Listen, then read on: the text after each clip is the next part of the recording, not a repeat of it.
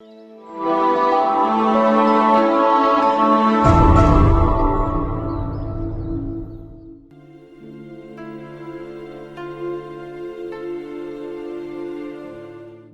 خدا میں میرے عزیز بھائیوں اور بہنوں، آج کی تلاوتوں کا مرکزی نقطہ شفا اور شکر گزاری ہے۔ ہر وہ شخص روحانی اور جسمانی شفا پاتا ہے جو خدا سے رحم پانے کی التجا اور نجات پانے کا خواہاں ہوتا ہے، جو خداوند کی راہوں کا انتخاب کرتا اور اپنی روزمرہ زندگی میں خدا کی برکات اور فضائل اور معجزات کا شکر بجا لانے سے تھکتا نہیں ہے۔ آج کے مقدس اقتباسات خصوصاً انجیل مقدس دعا اور خدا باپ کی ہر نعمت اور برکت میں شکر گزار رہنے کی ترغیب دیتے ہیں۔ آج کی پہلی تلاوت میں نعمان کوڑی کی شفا یابی کا ذکر ہے۔ نعمان ایک غیر یہودی اسرائیل کے پڑوسی ملک کا رہائشی اور آرام کے ملک کے بادشاہ کے لشکر کا سپہ سالار ہے۔ ایک اسرائیلی بچی جسے آرامی اغوا کر کے لائے تھے، وہ نعمان کوڑی کی بیوی کی خدمت کیا کرتی تھی۔ وہ اپنی مالکن سے اسرائیل کے خدا اور الیشا نبی کی تعریف کر کے کہتی ہے کہ کاش میرا آقا نبی کے سامنے ہوتا جو سامرا میں ہے، کیونکہ وہ نبی اسے کوڑ سے شفا عطا کرتا۔ نعمان کوڑی الیشا نبی کا کہا مان کر روحانی اور جسمانی شفا پاتا ہے، الیشا نبی کو تحائف کی پیشکش کرتا ہے اور خدا قادر مطلق پر نہ صرف ایمان لاتا ہے بلکہ اس کی عبادت اور اسی میں چلنے کا مصمم ارادہ کر لیتا ہے۔ آج کی انجیل مقدس میں ہم نے 10 کوڑیوں کی شفا کا ذکر سنا ہے۔ یقیناً کوڑیوں کے اس گروہ نے سن رکھا ہے کہ یسوع مسیح کے پاس شفا کی قدرت اور طاقت ہے کہ وہ کوڑیوں کو پاک صاف کرتا ہے، وہ بیماروں اور کمزوروں کا ہمدرد ہے۔ انہیں یقین ہے کہ یسوع ان کی آخری امید ہے جو انہیں اس عذاب سے رہائی دے سکتا ہے۔ یہ کوڑی یسوع سے رحم کی التجا کرتے اور شفا پاتے ہیں۔ ان میں سے ایک کوڑی جس کا تعلق سامرا سے تھا، وہ آ کر یسوع مسیح کے پاس منہ کے بل گرتا ہے اور خدا باپ کا مشکور اور ممنون ہوتا ہے۔ مسیح خدا میں میرے عزیزو، آج کی تلاوتیں اپنے اندر روحانی اور جسمانی شفا اور شکر گزاری کا موضوع سموئے ہوئے ہیں۔ آج کی تینوں تلاوتوں خصوصاً انجیل مقدس کو 3 نکات کی مد میں دیکھا جا سکتا ہے۔ پہلا، شفا یابی کے لیے رحم کی التجا۔ دوسرا، کلام خدا اور فضائل کا تجربہ۔ تیسرا، شکر گزاری۔ پہلے نقطہ کی طرف آتے ہیں۔ پہلا نقطہ ہے شفا یابی کے لیے رحم کی التجا۔ پہلی تلاوت میں نعمان کوڑی الیشا نبی کے ذریعے سے رحم حاصل کرنے کا متمنی ہے۔ آج کے انجیلی اقتباس میں ہم نے سنا ہے کہ 10 کوڑی اس شاہراہ کے قریب آتے ہیں جہاں سے یسوع گزر رہے ہیں اور رحم کی التجا کرتے ہیں۔ یسوع نے دیکھ کر شفا کی تصدیق کے لیے کاہنوں کے پاس بھیج دیتے ہیں۔ یسوع جو خدا کا کلام ہے ہمیں سکھاتا ہے کہ مانگو تو تمہیں دیا جائے گا، ڈھونڈو تو تم پاؤ گے، کھٹکھٹاؤ تو تمہارے واسطے کھولا جائے گا۔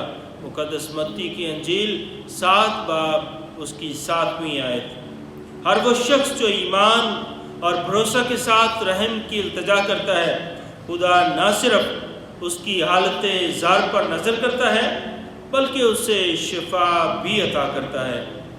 دھیان و گیان کے لیے دوسرا نقطہ جس پر غور و خوض کیا جا سکتا ہے وہ ہے کلام خدا اور فضائل کا تجربہ۔ نعمان کوڑی کو الیشا نبی کا کلام سمجھنے میں تھوڑا سا وقت ضرور لگا، لیکن سمجھ آنے پر وہ نبی کی بات پر عمل کر کے جسمانی اور روحانی شفا کے ہمراہ ذہنی اور قلبی بصارت بھی پاتا ہے۔ شاید نعمان کوڑی کی طرح ہم سب کو بھی خدا کا کلام سمجھنے میں وقت درکار ہوتا ہے، لیکن سوال یہ ہے کیا ہم نعمان کوڑی کی طرح خدا کے احکام بجا لاتے ہیں۔ آج کے انجیلی اقتباس میں ہم نے سنا ہے کہ 10 کوڑی یسوع کی باتوں کو غور سے سنتے ہیں اور پھر وہی کرنے چل نکلتے ہیں جو یسوع نے کرنے کو کہتے ہیں۔ نتیجتاً چلتے چلتے سب شفا یاب ہوتے ہیں، لیکن ان میں سے 9 شفا پانے کے بعد شاید سب سے پہلے والدین، عزیزوں اور پیاروں کو ملنے چلے جاتے ہیں۔ پھر وہ شاید دنیاوی رشتوں، ضیافتوں اور سوچوں میں کھو جاتے ہیں۔ وہ خدا کا شکریہ ادا کرنا ہی بھول جاتے ہیں جس کے وسیلے سے انہوں نے شفا پائی۔ لیکن ان میں سے جو سامری تھا وہ واپس لوٹتا ہے، خدا کا شکریہ ادا کرنے کے لیے یسوع کے پاس آتا ہے۔ اس کی ترجیح خدا اور بعد میں دنیاوی رشتے اور ناطے ہیں۔ شاید بعض دفعہ ہم بھی خوبیوں کا رہائے نمایاں اور اپنی کامیابیوں کی خبر سب سے پہلے اپنے والدین، قریبی عزیزوں اور پیاروں کو دینا پسند کرتے ہیں۔ لیکن آج کے پاک کلام میں نعمان اور سامری کوڑی ہمیں یہ سکھاتے ہیں کہ ہم نے سب سے پہلے خدا باپ کا شکریہ ادا کرنا ہے جو ہمیں زندگی کی تمام نعمتیں اور برکتیں عطا کرتا ہے جن کا شمار نہیں کیا جا سکتا۔ آج کی تلاوتوں میں تیسرا نقطہ جس پر دھیان و گیان کیا جا سکتا ہے وہ ہے خدا باپ کی شکر گزاری۔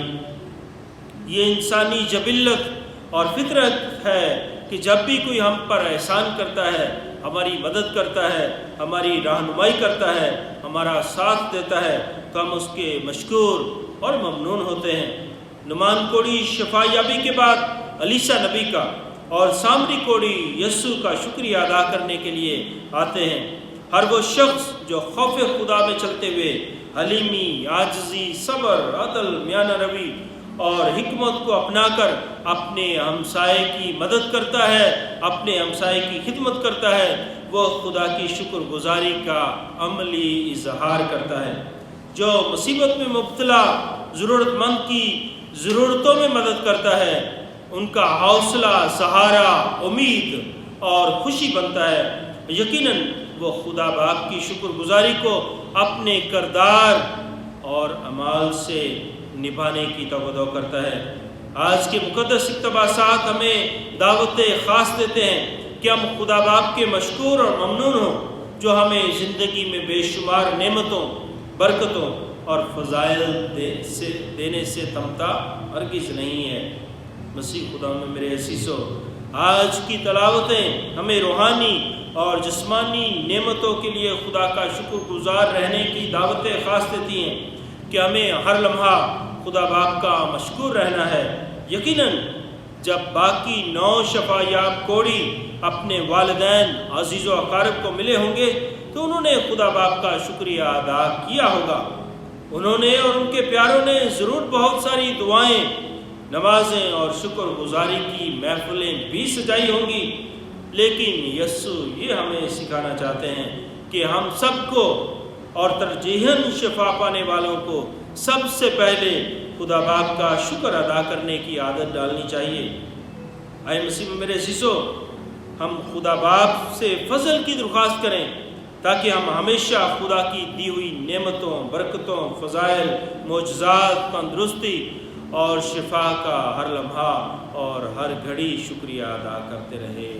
آمین۔